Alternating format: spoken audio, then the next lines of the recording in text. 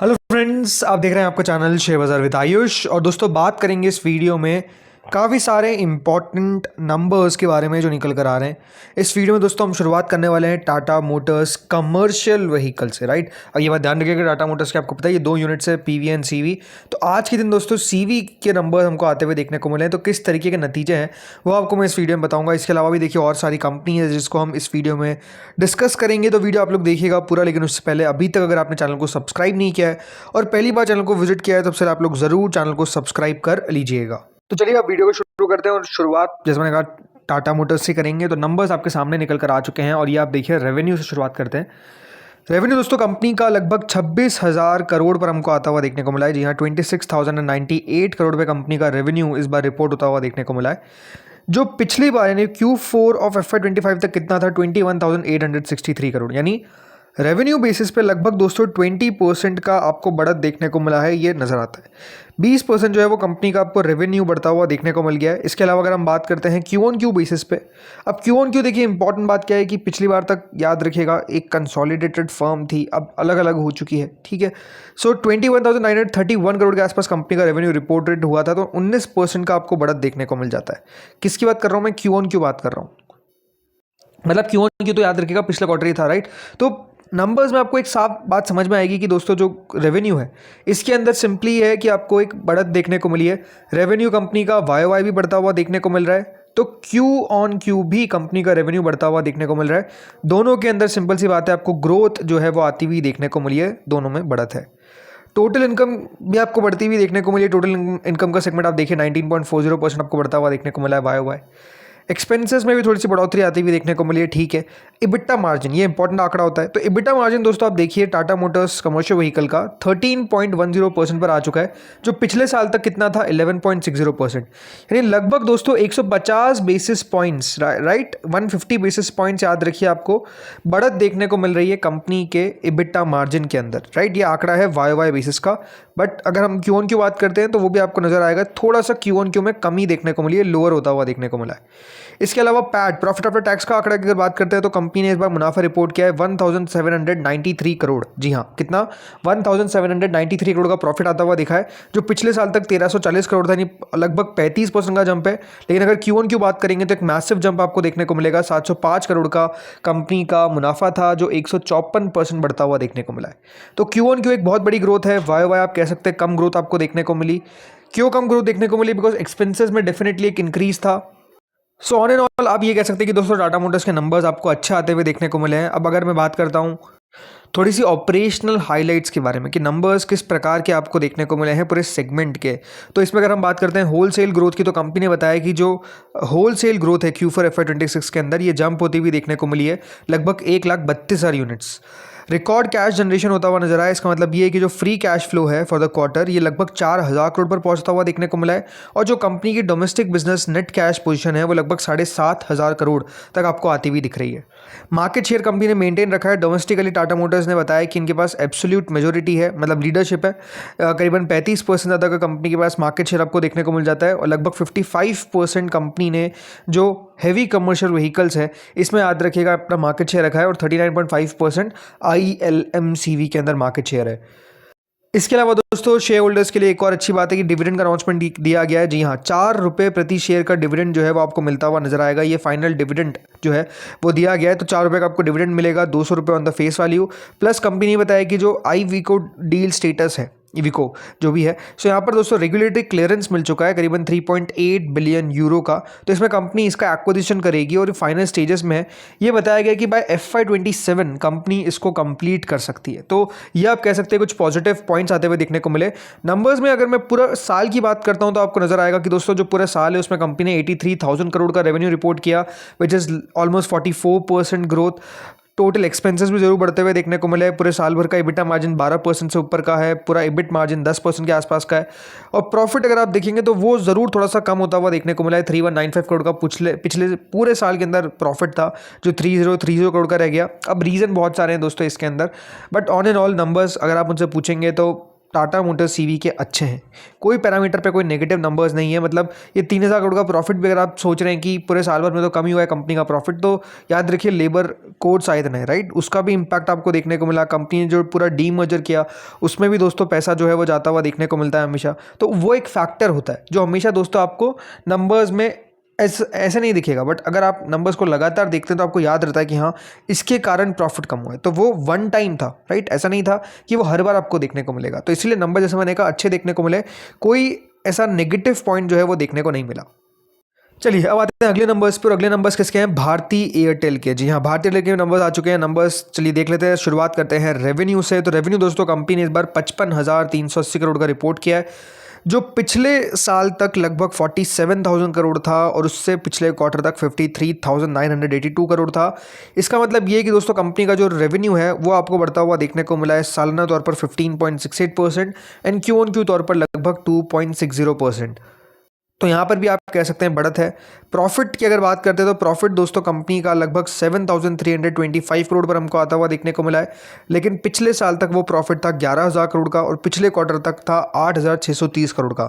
इसका मतलब दोस्तों कंपनी के प्रॉफिट में बड़ा झटका लगता हुआ देखने को मिला है। लगभग 33% कंपनी का प्रॉफिट ड्रॉप हो गया है और Q on Q more than 10.5% आपको ड्रॉप होता हुआ देखने को मिला है कंपनी का प्रॉफिट। एबिटा भी कंपनी का अगर देखा है तो 32 करोड़ के आसपास रहा। तो एबिटा में तो कोई कमी आपको देखने को नहीं मिली, ना ही मार्जिन्स में कमी देखने को मिली है, बट प्रॉफिट में कमी आती हुई देखने को मिली है। जो एवरेज रेवेन्यू पर यूज़र है वो लगभग 257 के आसपास हमको आता हुआ देखने को मिला है, जो 245 था पिछले साल तक और उससे पिछले क्वार्टर तक 259। तो एवरेज रेवेन्यू पर यूज़र क्यू ऑन क्यू देखा जाए तो आपको कम होता हुआ देखने को मिला है। ये इंपॉर्टेंट आंकड़ा क्या होता है? बिकॉज ARPU मतलब ARPU जिसको बोलते हैं एवरेज रेवेन्यू पर यूज़र, यही दोस्तों दिखाता है कि एक जो टेलीकॉम कंपनी है वो कितना पैसा जो है वो बेसिकली अपने एक यूज़र से कमा रही है। ठीक है, तो अगर वो कम होता हुआ दिख रहा है इसका मतलब ये है कि आपको नो डाउट थोड़ी सी दिक्कत आती हुई दिख रही है। अब ये क्या होता है दोस्तों, इंडस्ट्री का एक ही तरीके से देखा जाए तो ग्रोथ हमको देखने को मिलता है। अगर भारती ने नंबर्स मतलब अपने भारती एयरटेल की तरफ से अगर रेट्स बढ़ा दिए गए तो जियो भी बढ़ा देगा, वोडाफोन भी बढ़ा देगा, यही चलता है। बट ठीक है, अब प्रॉफिट में इतना डिक्लाइन क्यों है वो आपको मैं आगे बताऊंगा, लेकिन उससे पहले एक बार हम एक्सपेक्टेशन देख लेते हैं किस प्रकार की एक्सपेक्टेशन थी। तो जो एक्सपेक्टेशन थी उसको ही अगर देखा जाए तो दोस्तों यहाँ पर 7,400 करोड़ का था, आया कितना है 7,325 करोड़, यानी मेजरली इन लाइन है। मतलब उसमें कोई बड़ी कमी आपको देखने को नहीं मिली है। स्ट्रीट की एक्सपेक्टेशन ही थी कि प्रॉफिट कम आएगा।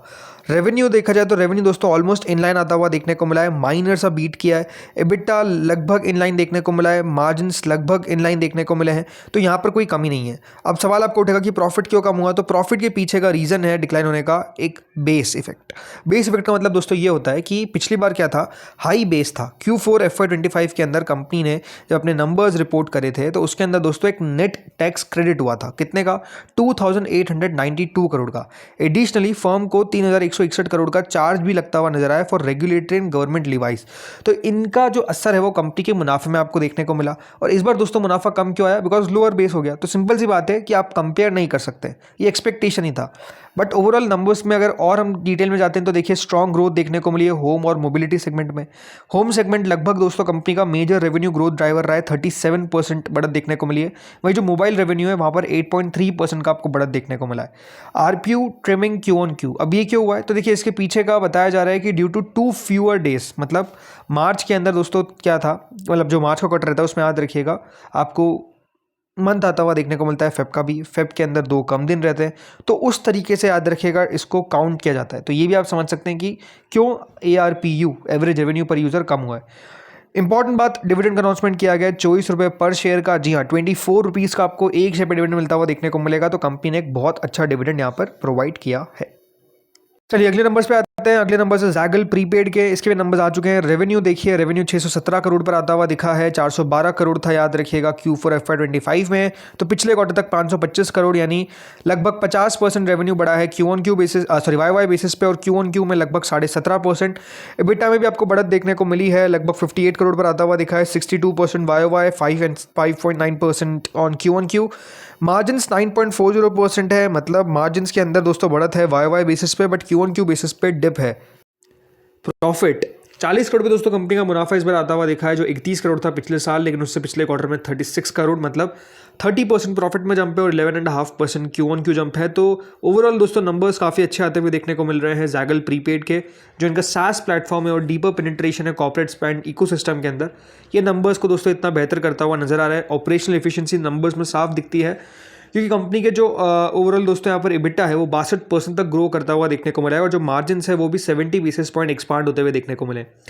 पूरे साल की ग्रोथ अगर देखा जाए तो दोस्तों कंपनी ने लगभग 57% की ग्रोथ दिखाई है। कंपनी का जो टोटल मुनाफा है वो आपको 138 करोड़ पर आता हुआ देखने को मिल रहा है, जिसमें एनुअल रेवेन्यू 1900 करोड़ पर आता हुआ दिखा है, जो लगभग 46% बढ़ता है।